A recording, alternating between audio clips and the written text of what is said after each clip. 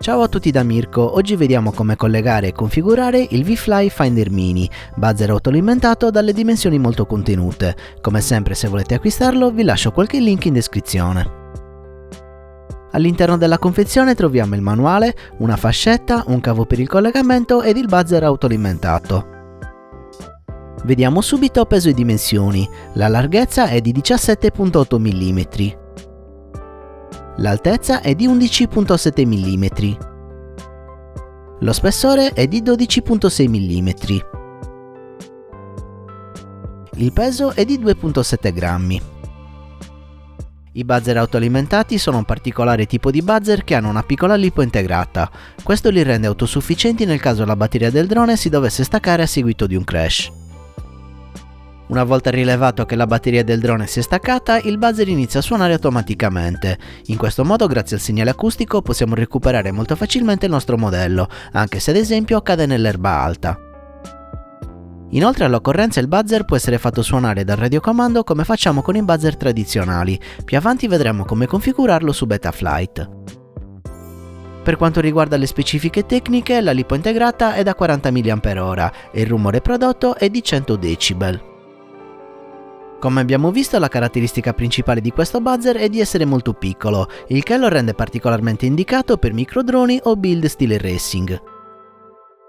Di recente ho assemblato un Fugi MK1 ma non ho messo nessun buzzer. Questo V-Fly è perfetto per questo modello, in quanto di spazio dopo aver montato tutto ne è rimasto veramente poco.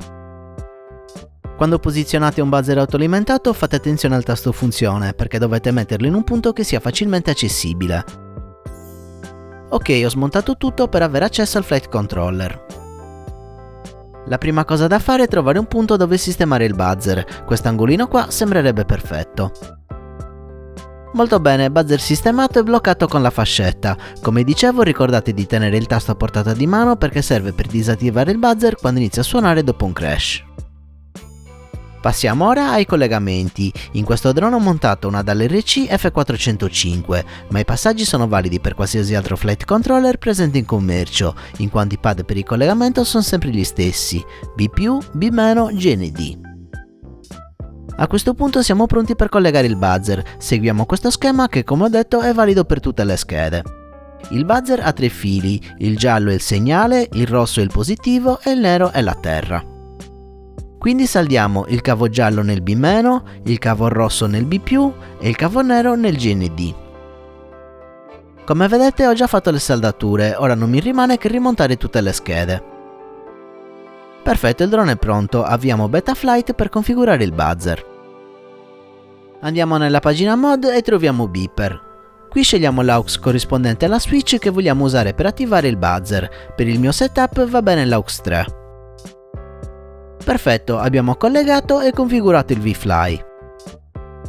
In conclusione, se cercate un buzzer autoalimentato per un drone racing o un tiny whoop, il V-Fly Finder Mini è un prodotto che sicuramente fa il caso vostro.